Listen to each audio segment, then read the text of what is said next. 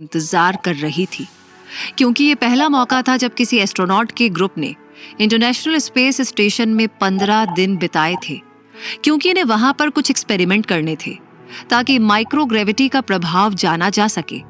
और जब एक्सपेरिमेंट पूरा हुआ तो वो अपनी धरती पर वापस आ रहे थे, और उसमें हमारे भारत की एस्ट्रोनॉट कल्पना चावला भी शामिल थी।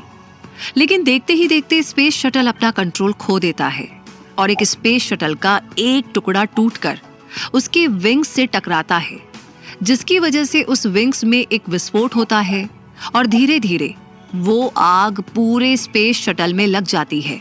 और महज कुछ ही मिनट के अंदर वे एस्ट्रोनॉट्स अपना दम तोड़ देते हैं, जिसे देखकर पूरी दुनिया दहल जाती है, क्योंकि ये नजारा ऐसा था जिसने लोगों को झकझोर दिया था।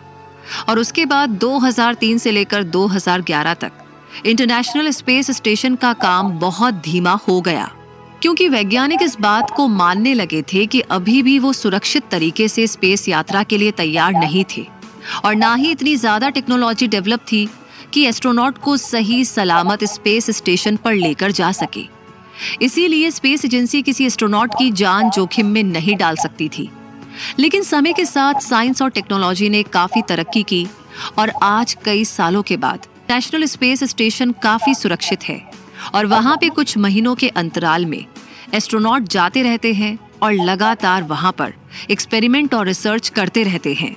और आज वहां पर लगभग 240 लोगों के आसपास एस्ट्रोनॉट और साइंटिस्ट जा चुके हैं, और आगे भी ऐसे ही जाते रहेंगे। तो आज हम जानेंगे कि कैसे 24 साल पहले बनाया गया इंटरनेशनल स्पेस स्टेशन काम करता है, जाने कितने एक्सपेरिमेंट को सफल बना रहा है, जानेंगे कि कैसे इंटरनेशनल स्पेस स्टेशन मानवता को स्पेस में रहना सिखा रही है। स्टेशन इंसानों का दूसरा घर है, जहाँ पे हमारी धरती के इंसान जाकर रहते हैं, जिन्हें हम एस्ट्रोनॉट कहते हैं। और ये एस्ट्रोनॉट वहां पर जाकर हमारी मानवता के लिए खोज करते हैं। और ये घर एक फुटबॉल के मैदान जितना बड़ा है, जहां पे एस्ट्रोनॉट रिसर्च के साथ साथ एक्सरसाइज करते हैं, और कभी कभी जरूरत पड़ने पर स्पेस वॉक भी करते हैं।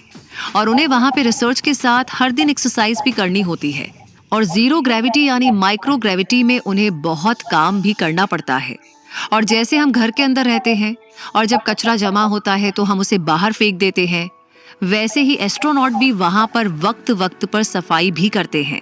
और जहां इंसान रहता है वहां पर खाने की जरूरत भी पड़ती है, इसलिए स्पेस एजेंसी उन्हें धरती से खाना भी भेजती रहती है। तो देखा आपने, इंटरनेशनल स्पेस स्टेशन भी हमारी धरती के घर की तरह है, जहां पर एकदम हम घर की तरह रहते हैं। बस फर्क इतना है कि यहाँ पर हम ग्रेविटी पे रहते हैं और वहां पे एस्ट्रोनॉट माइक्रो ग्रेविटी में रहते हैं, यानी कि हम कहे तो जीरो ग्रेविटी में रहते हैं। वैसे अगर हम धरती के अजूबों की बात करें, पास बहुत से हैं, लेकिन इंसानों के द्वारा स्पेस में बनाए गए अजूबों की बात की जाए तो वो सिर्फ एक है, जिसका नाम है इंटरनेशनल स्पेस स्टेशन।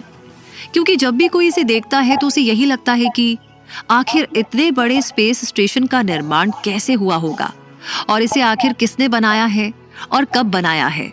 तो इसकी शुरुआत 20वीं सदी से होती है, जब 3 वैज्ञानिक हरमन ओबर्ट, वेहरनर वॉन और केओनस्टेटिन तसोलकोवस्की को ये आइडिया आता है कि क्यों ना स्पेस में ऐसी जगह बनाई जाए जहां पर हम एस्ट्रोनॉट को भेज सके और जीरो ग्रेविटी पर एक्सपेरिमेंट कर सके।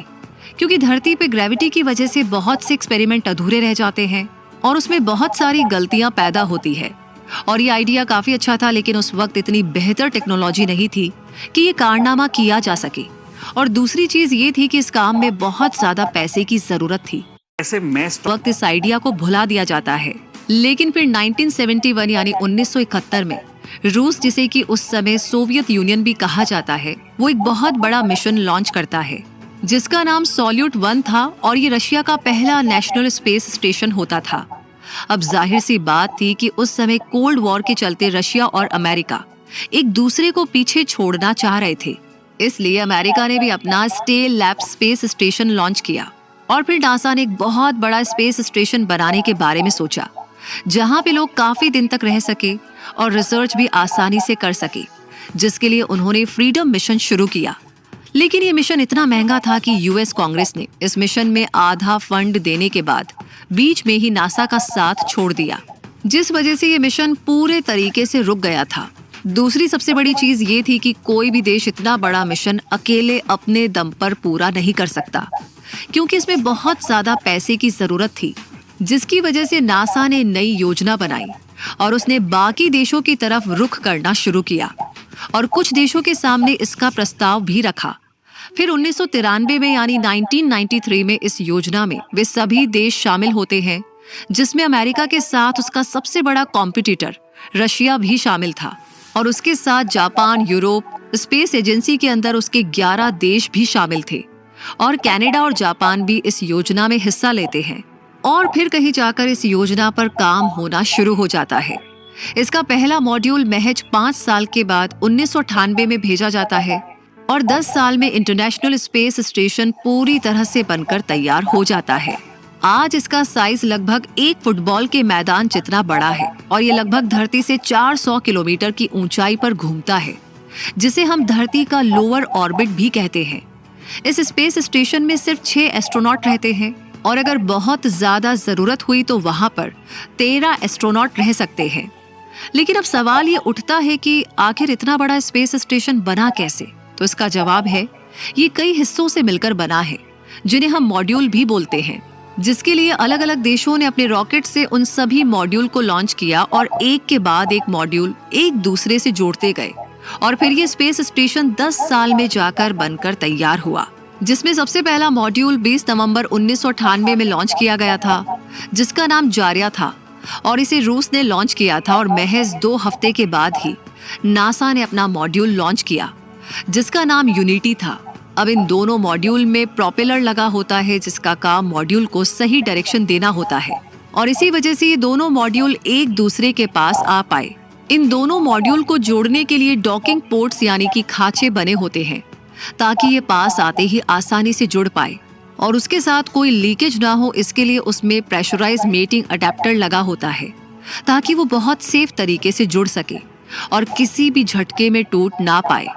और अगर इन मॉड्यूल की बात की जाए तो इनका अलग अलग नाम है, जैसे कि अमेरिका के मॉड्यूल का नाम है डेस्टिनी, जापान के मॉड्यूल का नाम KLBO और यूरोपियन स्पेस एजेंसी के मॉड्यूल का नाम कोलंबस है और रशिया के मॉड्यूल का नाम पॉइस्क है।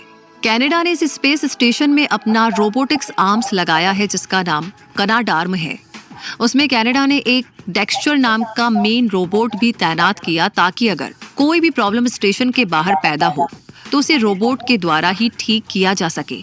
इन मॉड्यूल के बिजली का बोझ इनके चारों तरफ फैले सोलर पैनल उठाते हैं और थर्मल हीट से लेकर के एनर्जी के सारे काम इन्हीं सोलर पैनल के द्वारा किए जाते हैं। अब अगर इसकी लागत की बात की जाए तो ये $150 बिलियन से ज्यादा खर्च में बनकर तैयार हुआ है और सिर्फ अकेले अमेरिका ने इसमें लगभग $58 बिलियन लगाया है और वहीं रूस की बात की जाए तो वो भी इसमें $12 बिलियन लगा चुका है।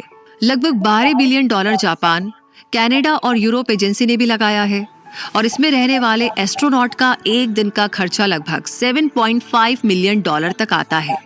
इस वजह से हम ये भी कह सकते हैं कि इंटरनेशनल स्पेस स्टेशन दुनिया की सबसे महंगी जगह है और आपको जानकर हैरानी होगी कि इसे बनाने में लगभग 36 शटल फ्लाइट का यूज किया गया था और तब जाकर ये बनकर तैयार हुआ था।